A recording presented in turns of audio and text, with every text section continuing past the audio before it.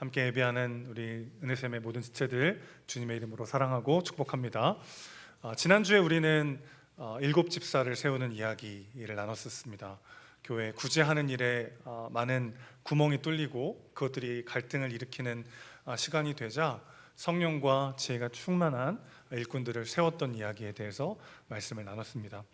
주보에 공지가 됐지만 우리 교회도 일꾼들을 세우는 그런 시간들을 가지려고 합니다. 여러분 함께 기도해 주시고 일꾼들을 통해서 우리 교회가 더욱더 복음 안에 부응하고 생명의 말씀을 전하고 생명을 살리는 구원의 방주로 든든히 세워져 갈 수 있도록 함께 기도해 주시기를 부탁드립니다. 그렇게 소외되는 사람 없이 모두가 구제물을 공정하게 받기 위해서 7명의 집사를 세웠는데, 그렇게 세움받은 7명의 집사 중에 스데반과 빌립이라고 하는 두 집사에게는 전혀 예상하지 못했던 일이 발생하게 되는데, 그들을 통해서 강력한 전도의 역사가 일어나기 시작한 겁니다. 여러분, 하나님이 일하시면 참 놀라워요. 여러분이 지금 이 자리에 있는 것은 하나님의 부르심이고 하나님의 인도하심인 줄로 믿습니다. 근데 하나님의 부르심은 후회하심도 없고 실수하심도 없어요. 그런데 우리가 계획했던 대로 흘러가지 않을 때도 있습니다. 전혀 예상하지 못했지만, 전혀 계획하지 못했지만 하나님이 생각지도 못했던 길로 우리의 삶을 인도하실 때가 있어요. 그런데 하나님이 일하시면 참 놀랍습니다. 인간의 계획과 예상 안에서만 이루어지지 않고 그분의 선하신 뜻 가운데 우리 인생을 인도하시고 지키시고 완성하시는 분이 우리 하나님이라는 것이죠. 그래서 내가 계획한 대로, 내가 예상한 대로 삶이 흘러가지 않을 때 그리스도인들은 두렵거나 초조한 것이 아니라 오히려 안심할 수 있습니다. 여러분, 우리의 인생이 만약에 내가 계획한 대로 온전히 내가 책임지고 나에게만 해당되는 일이라면 얼마나 두려울 수밖에 없어요. 내가 선택을 한번 잘못하면 그게 평생 내가 다 책임져야 되고, 내가 혹시 잘못된 길로 걸어갔을 때 그것을 메꿔주고 회복해줄 그 어떤 누구도 없다면 우리는 그 순간순간 하나의 선택이 너무나 정말 살떨리는 그런 선택이 되는 것이죠. 그러나 여러분, 여러분의 인생을 우리 하나님께서 사랑과 은혜로 붙잡고 계시다는 것을 기억하십시오. 여러분보다 하나님이 여러분이 잘 되기를 더 원하십니다. 그분의 열심으로, 하나님의 열심으로 여러분의 인생을 붙잡고 계신 줄로 믿습니다. 그것을 믿는 자는 초막이나 궁궐이나 내 주 예수 계신 곳이 그 어디나 하늘나라, 이 고백과 함께 그 삶을 걸어갈 수 있게 되는 것이죠. 자, 스데반과 빌립은 이 구제의 일뿐만 아니라 전도의 일에 쓰임 받게 되는데, 그들은 사도가 아니었어요. 그렇죠? 내 직분이 무엇이냐, 내가 성경 지식이 얼마나 많으냐, 그런 것은 중요하지 않았어요. 하나님께서 붙여주시는 영혼들이 있었습니다. 하나님의 마음으로 긍휼히 여기게 되고 계속해서 눈에 보이게 하시는 영혼들이 있었어요. 그들에게 사랑과 관심을 흘려보내고 복음을 전하면서 그들의 삶은 더욱더 깊어져 갔습니다. 여러분에게 맡겨주신 영혼들이 있어요. 나에게 부족한 거, 내가 아직 이루지 못한 거, 나에게 연약한 것에만 시선이 향하는 것이 아니라 하나님께서 내게 붙여주신 한 영혼, 하나님께서 내게 허락하신 바로 그 사명의 자리, 그 가운데 하나님께서 여러분에게 주신 것으로 담대하게 살아내는 우리 모두가 되시기를 주님의 이름으로 축복합니다. 스데반은 정통 유대인은 아니었습니다. 그는 이제 이방인 출신의 기독교인이었죠. 성경에서는 보통 헬라파 유대인이라고 부릅니다. 헬라파 유대인이었던 스데반은 자기랑 같은 헬라파 유대인들이 모이는 회당에서 복음을 전했어요. 그들을 사도행전 본문은 자유민들이라고 표현하고 있습니다. 왜 자유민이라고 표현하냐면은 노예 생활에서 자유롭게 된 사람들과 그 후손들을 지칭하는 말이에요. 이스라엘의 역사를 보면은 로마의 폼페이우스 장군에 의해서 많은 유대인들이 로마로 잡혀간 일이 있습니다. 근데 거기서 자유케 된 사람들이 많이 있었어요. 그들은 성전과 율법에 대해서 훨씬 더 보수적인 입장을, 강경한 입장을 가지고 있었습니다. 여러분, 자국으로부터 지리적으로 멀리 떨어진 곳에 사는 사람일수록 타인과 타민족과 자신들을 구분해주는 문화적 상징을 더욱 고수하기 마련이죠. 해외만 나가도 애국자가 된다 이런 말이 있는 것처럼 오랜 기간 타국에서 생활하던 헬라파 유대인들에게 예루살렘 성전과 율법은 절대 건드려서는 안 되는 무언가였던 거죠. 해외 동포들은요, 아리랑 들은 막 눈물 흘리십니다. 그죠? 해외에서 살아가던 이 헬라파 유대인들에게 예루살렘 성전, 그 율법은 정말 건드리면 안 되는 너무 절대적인 무언가였던 거죠. 그런 그들에게 스데반은 성전과 율법의 완성이신 예수님을 전했습니다. 그런데 이 예수라는 분이 성전을 헐으면 3일 만에 다시 세우겠다고 하질 않나? 그가 전하는 막 메시지들을 보면은 율법을 부정하는 것 같은 인상을 주는 메시지가 가득했단 말이죠. 사실은 율법의 완성인데 그 율법 자체를 거부하는 것처럼 느껴지는 메시지들이 많이 있었습니다. 그렇기 때문에 스데반의 전도를 들었던 이 자유민들은 분노하기 시작했어요. 그래서 그들은 거짓 증언으로 스데반을 신성 모독자로 만들어 버렸습니다. 결국 스데반은 예수님이 그러셨던 것처럼 사내들인 공회 앞에 서게 되는 거죠. 사내들인 공회는 유대인들에게 가장 권위 있는 최고의 의결 기구였습니다. 지금으로 치자면 대법원이랑 법원을 합쳐놓은 엄청난 권력을 가진 사람들인 거죠. 그들이 지금 이제 스데반을 재판하려고 모여 있는 거예요. 분위기를 한번 상상해 보십시오. 그들은 온통 지금 도끼로 가득 차 있었어요. 종교 지도자들이 스데반을 사랑스러운 눈빛으로 쳐다본 게 아니고 54절에 보면은 마음이 찔렸다 그랬는데 디에프리온토라는 단어가 쓰였습니다. 무엇을 통하여라는 말과 톱질하다라는 말이 합쳐진 단어예요. 그러니까 직역하면 무슨 뜻입니까? 마음이 절반으로 톱질 당하듯 그런 고통과 분노를 가지고 스데반을 쳐다보고 있었다는 거예요. 베드로의 설교를 들었던 사람들은 마음이 찔려서 양심의 가책을 느껴가지고 회개하고 돌아왔는데 오늘 스데반의 설교를 듣고 공회원들이 느낀 감정은 이성을 잃을 정도의 극심한 분노와 적대감이었다는 거예요. 여러분, 화가 나는 것 자체가 무조건 나쁜 것은 아닙니다.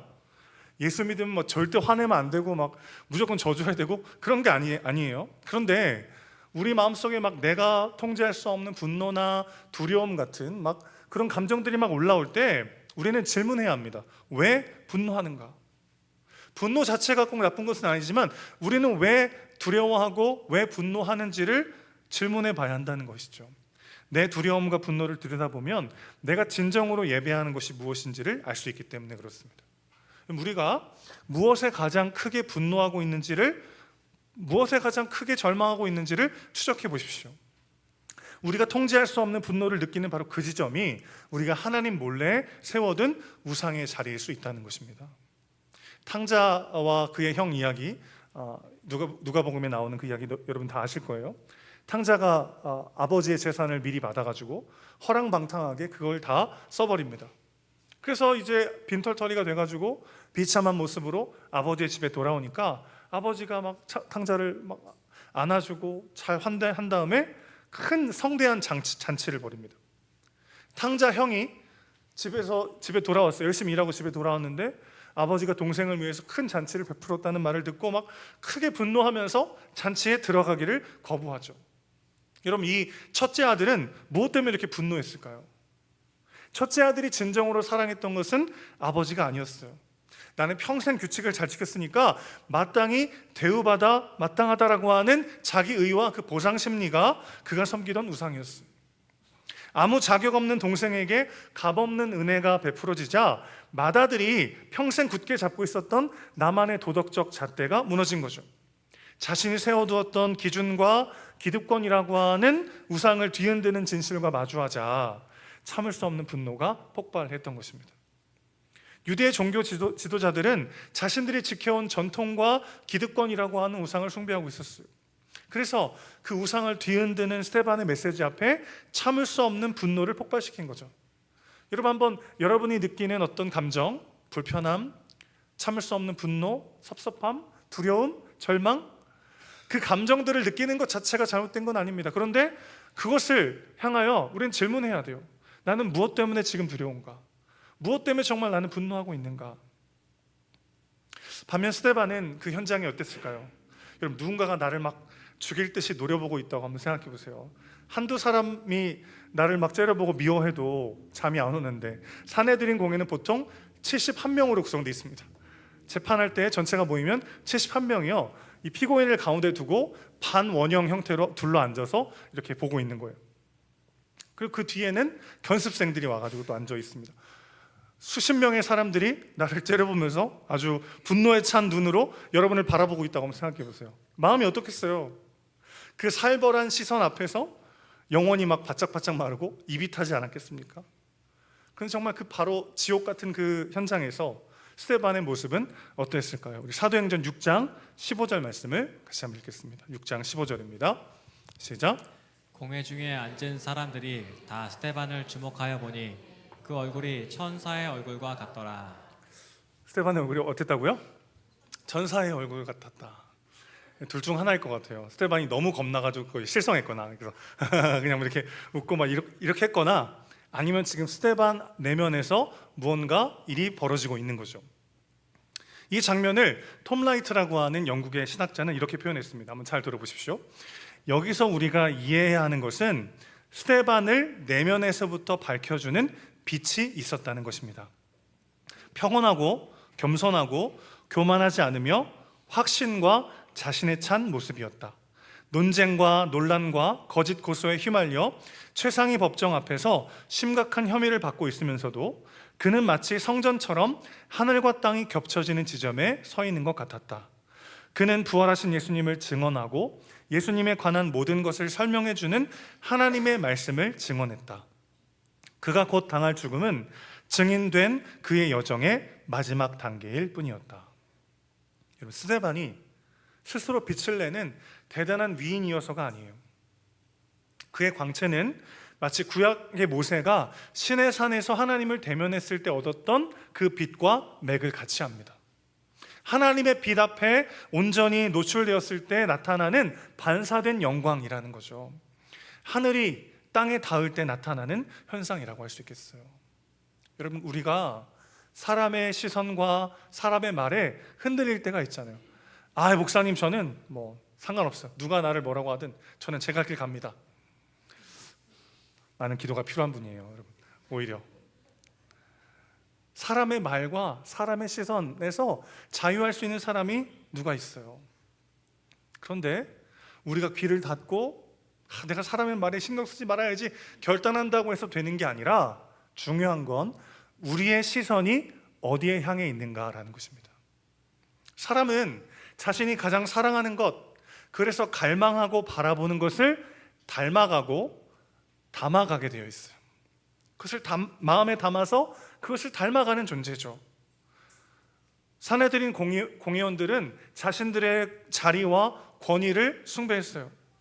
그래서 그것이 흔들리자 추악한 괴물처럼 변해버렸습니다. 반면 지금 스데반의 마음을 가득 채우고 있는 것은 무엇이었을까요? 우리 55절 말씀, 본문 55절 함께 읽겠습니다. 시작.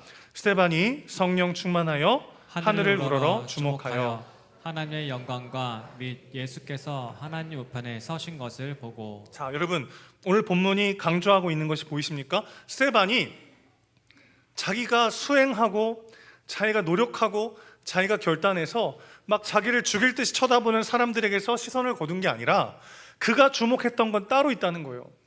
그가 바라보고 그가 마음을 쏟고 그가 귀 기울여 들으려 했던 것은 따로 있었다는 것입니다. 그게 뭡니까? 하나님의 영광과 예수 그리스도라는 거예요. 그리스도를 바라보며 그분에게 주목하여 그의 시선을 고정하고 있었다는 거예요. 지상의 법정은 그를 죄인으로 몰아가고 있었지만 그의 영혼은 이미 하늘 법정의 평강에 깊이 잠겨 있었다는 것입니다. 이것이 스데반을 무너뜨리지 않고 지켜냈던 유일한 방법이었다는 거예요. 그는 비난받는 피고인이 아니라 오히려 그들을 불쌍히 여기는 하나님 나라의 대사로 그 자리에 서 있었다는 것입니다. 사랑 여러분, 우리도 세상을 살아갈 때 수많은 시선을 받으며 살아가잖아요. 직장에서, 가정에서, 혹은 온라인 세상에서 누군가는 우리를 오해하기도 하고 누군가는 편견의 시선으로 우리를 바라볼 때가 있습니다. 타인의 시선과 말에 자유하기란 얼마나 어려운 일입니까? 신경 쓰지 말아야지 다짐하고 다짐해도 잘 안 돼요. 그것은 의지와 결단의 문제가 아니라 무엇을 바라보냐의 문제라는 거예요. 우리가 주님을 깊이 바라볼 때 우리 얼굴에는 하늘의 평안이 머물게 되더라는 것입니다. 중요한 건 나의 시선이 어디에 향해 있는가? 오늘 나는 무엇을 보고 무엇을 들으며 우리의 마음을 채우고 있는가? 그것이 정말 중요하다는 것이죠. 오늘 여러분의 얼굴이 단순히 보기 좋은 얼굴을 넘어서서 하나님의 영광을 세상에 비추는 거룩한 거울이 되시기를 주님의 이름으로 축원합니다. 내가 먹는 것이 곧 나다, 이런 말 들어보신 적 있나요? 내가 무엇을 먹는지가 내 몸을 결정한다. 우리가 듣는 것, 우리가 보는 것이 우리를 결정합니다. 사람들이 나에게 뭐라고 말하는지, 내 상황이 지금 어떻고 내 현실이 어떤지, 우리는 거기서 자꾸 문제의 근원을 찾으려 해요. 그래서 정말 중요한 건 내가 무엇을 내 눈에, 내 귀에, 내 마음에 담고 있느냐라는 것이죠. 여러분의 시선이 그리스도께로 향하시기를 주의 이름으로 축원합니다. 그분의 은혜로, 그분의 사랑으로 나를 채울 때 세상에 하늘이 땅에 닿는 그 놀라운 아름다운 거울로 살아내는 삶이 되는 것이죠. 오늘 내가 누군가를 바라보는 시선도 마찬가지죠.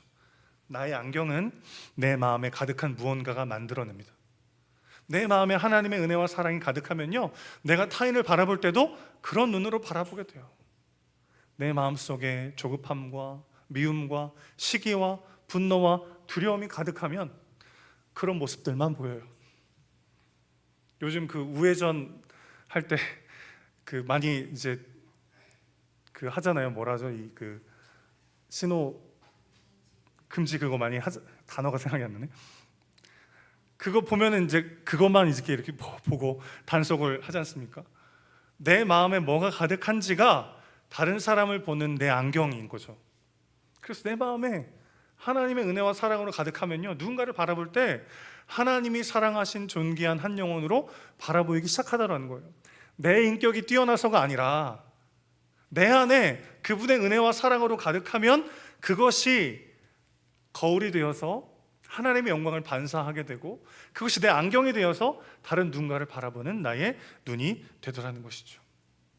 스데반이 바라본 천상의 그리스도는 어떤 모습이죠? 56절 계속해서 한번 읽어보겠습니다.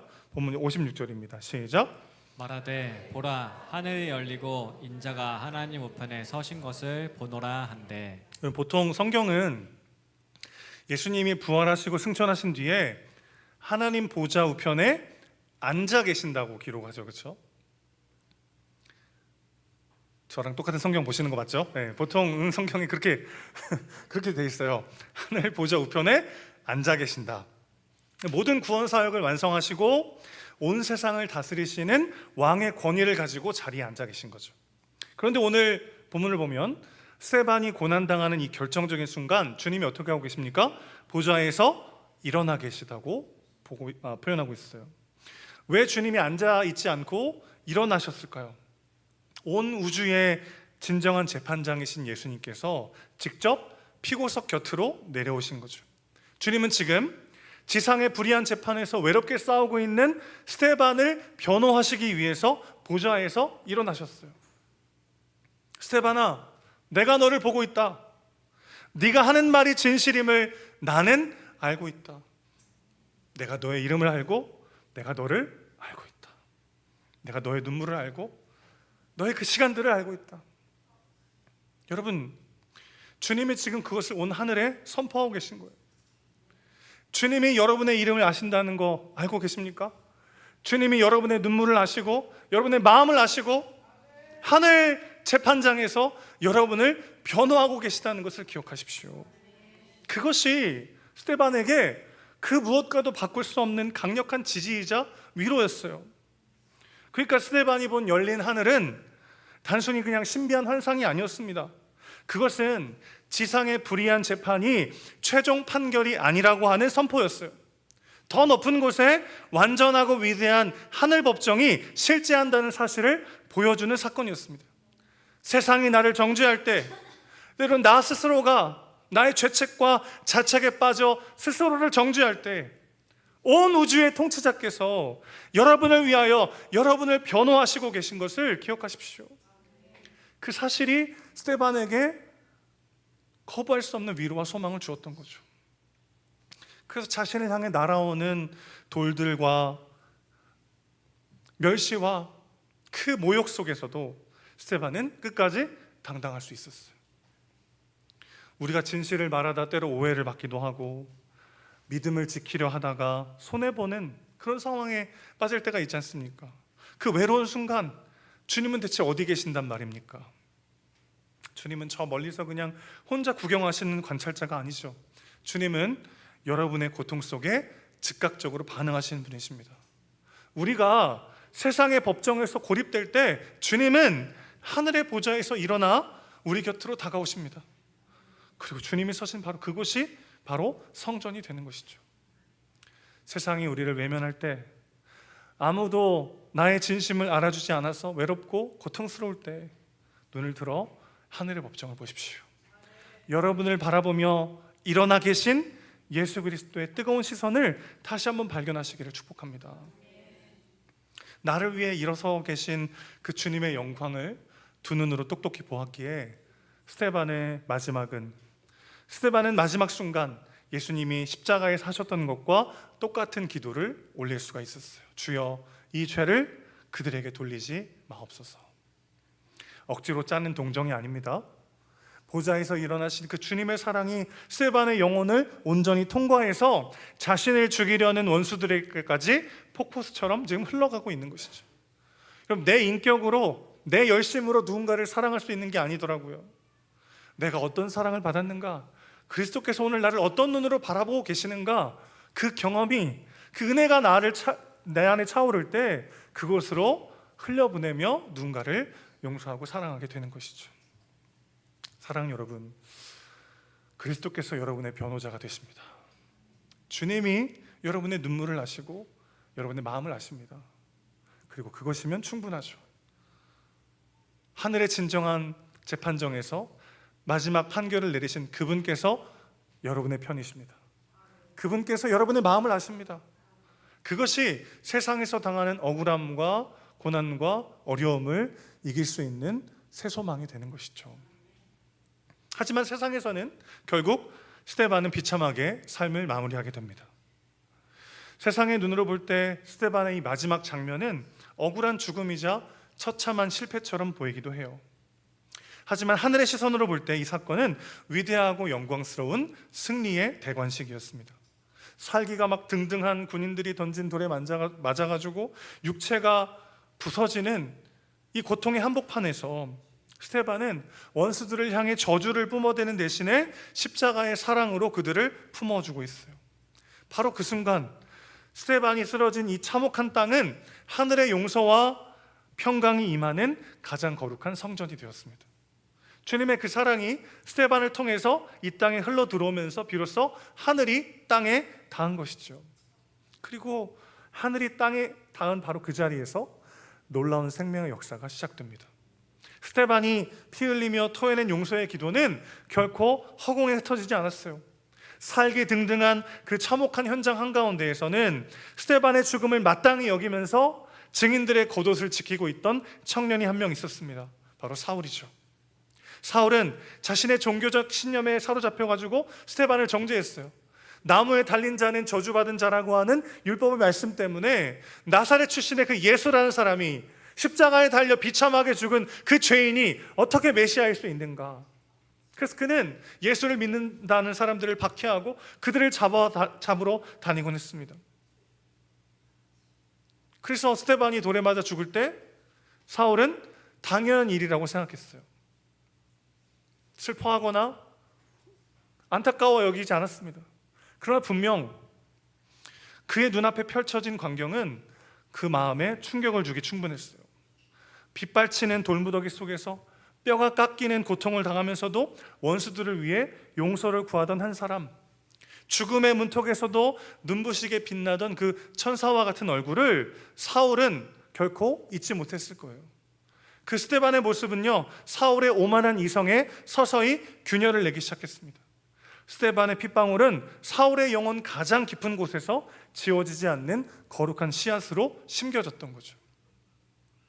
그날의 충격을 지워버리려는 듯 그는 더욱 맹렬하게 교회를 핍박하고 있었습니다.